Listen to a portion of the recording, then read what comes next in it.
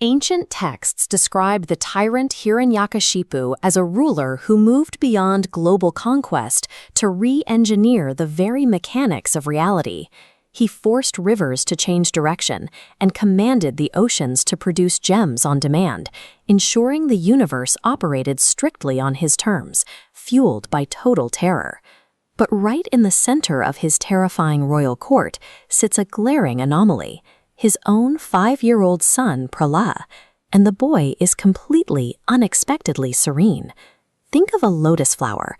It grows in dense, heavy mud, but the petals remain wholly untouched by the grime around it. The boy is born into a dynasty of violent despots, yet he absorbs none of their darkness. His calmness comes from a single, unshakable source. He is completely devoted to Lord Vishnu, the exact deity his father has sworn to destroy. The tyrant controls the weather, the celestial demigods, and the vast oceans, but he cannot control the mind of his own 5-year-old child. His son simply refuses to be afraid, and this quiet non-compliance shatters the tyrant's demand for total subservience. In an empire fueled by terror, a single citizen who refuses to fear is a structural flaw that can bring down the entire system. To a dictator, a fearless child is the ultimate existential threat. The conflict escalates. The father resorts to extreme psychological warfare, screaming vicious Sanskrit curses at the child, threatening to send him to the underworld. But before the sound waves even reach the boy's ears, there is a cosmic intervention. Saraswati, the goddess of speech and learning, slips into the physical space between them. Watch how these syllables behave.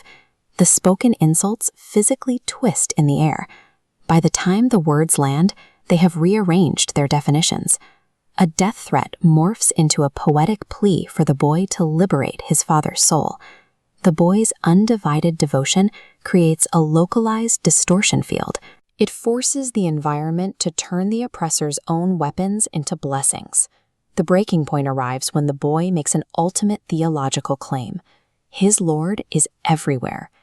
The father points to a nearby stone pillar in the assembly hall and asks, "Is he in there?" The boy answers yes. The father demands proof, smashing his bare fist into the solid stone. A deafening crack echoes across the cosmos.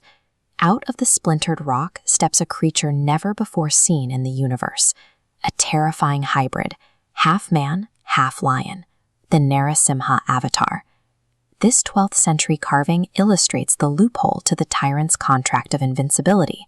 He couldn't be killed by man or animal, so the universe produced this half lion, slain neither inside nor outside, but on a threshold, torn apart not by weapons, but bare claws. To dismantle a dictator who had legally hacked the rules of reality, the cosmos deployed a force that operated completely outside of them. The tyrant is dead, but the violence leaves a heavy residue. The deity remains in a state of unyielding rage. Even the demigods refuse to approach him. Then, the 5-year-old boy steps forward. Unfazed by the gore and the roaring, Prahlada walks right up to the towering beast and gently offers a garland. It is the paradox of the lioness and her cub. To a poacher, a lioness with blood on her jaws is a nightmare, but to her cub, those same jaws are the safest place in the world.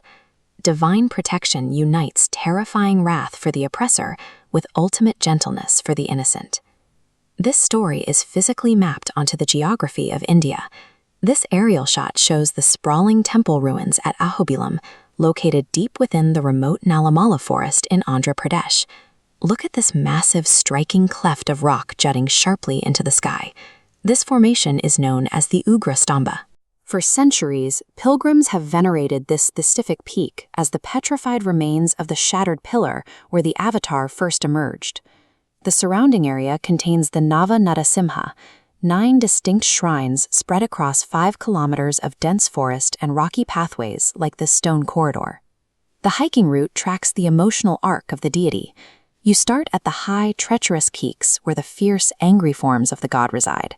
As you descend the mountain, the shrines display calmer iterations, ending at the Malola shrine, where the deity sits peacefully with his consort.